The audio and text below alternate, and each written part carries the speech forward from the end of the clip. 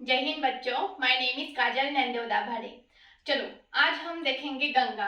गंगा का जो ओरिजिन है वो गंगा एक रिवर से मिलकर नहीं बनी है, बहुत सारे रिवर बनकर मिलकर गंगा का ओरिजिन हुआ है। मतलब उसका स्टार्टिंग पॉइंट उत्तराखंड से है।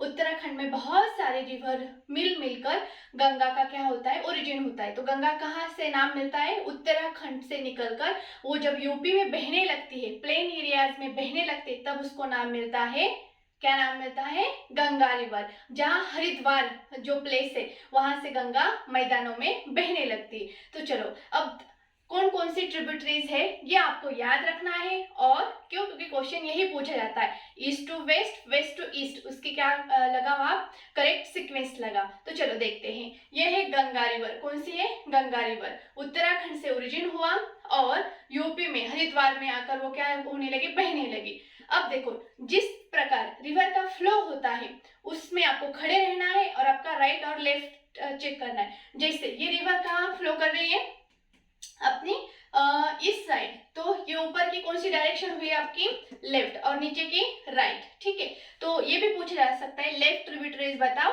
राइट ट्रिब्यूटरीज बताओ। तो जो भी रिवर है वहां जिस वे में बह रही वहां जाकर खड़े रहना और अपना लेफ्ट और राइट करना। ठीक है, अब देखो उसकी जो लेफ्ट ट्रिब्यूटरीज है, कौन सी लेफ्ट ट्रिब्यूटरीज कौन कौन सी है, रामगंगा सबसे पहले, कौन सी, रामगंगा। उसके बाद गोमती, उसके बाद घाघरा, उसके बाद गंडक, उसके बाद बूढ़ी गंडक, उसके बाद कोसी।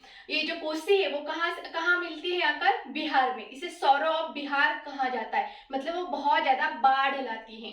ठीक है, अब उसके बाद उसकी लेफ्ट ट्रिब्यूटरीज कौन कौन सी है, चंबल, सिंध, बेतवा, केन, सोन। सोन की एक उपनदी है, मतलब उसकी भी खुद की ट्रिब्यूटरी है, रिहान। और उसके बाद मिलती है उसे कौन सी, पुनपुन। ठीक है, तो जो जो ये जो रिवर है वो मेन रिवर में जाकर मिलती है, इसीलिए इसे बोलते हैं ट्रिब्यूटरी, मतलब ऊपर नदी। बट यहाँ से हमने एक डिस्ट्रीब्यूटरी निकाली है। डिस्ट्रीब्यूटरी मतलब एक पाइप, एक कैनल से पानी को उसको मोड़ दिया है। कहाँ, कलकत्ता में, हुगली हुगली डिस्ट्रीब्यूटरीज है।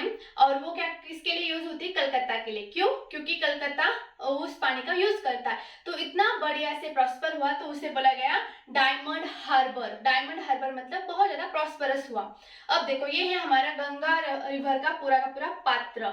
ठीक है, मतलब ये क्या है, हमारा रिवर बेसिन। ये जो पूरा एरिया इसे बोला जाता है रिवर बेसिन। तो ये हमारा गंगा रिवर का बेसिन है। तो आपको ये देखना है, लेफ्ट ट्रिब्यूटरी, राइट ट्रिब्यूटरी, उसका सीक्वेंस आपको याद रखना है। अब देखो गंगा रिवर बहुत ज्यादा, मतलब उसको पोल्यूट किया गया है। मतलब हमें गंगा रिवर को क्या करना है, क्लीन करना है। इसीलिए मतलब गवर्नमेंट बहुत सारे प्रयास करती है, नमामि गंगे प्रोग्राम बोलो। बट आपको रिवर को आपको स्वच्छ करने से ज्यादा रिवर को दूषित होने से बचाना है। जब कोविड-19 का टाइम चल रहा था तब गंगा रिवर अपने आप को मतलब वो क्लीन हो चुकी थी, क्लीन हो रही थी। क्यों, क्योंकि उस टाइम मतलब पूरा लॉकडाउन था। तो आपको ये फोकस करना है कि रिवर को कैसे गंदा ना होने दो, वो अपने आप क्या होगी, क्लीन होगी। तो ये आपको ध्यान रखना है। और आपको ये यूपीएससी के क्वेश्चन भी सॉल्व करने, कौन से, UPSC CDS and UPSC prelims. ठीक है, आप एक बार देख लेना। सेम क्वेश्चन है, सिर्फ आपको एक बार ईस्ट टू वेस्ट और एक में बोला है वेस्ट टू ईस्ट, सीक्वेंस आपको बताना है। ठीक है, थैंक यू, जय हिंद।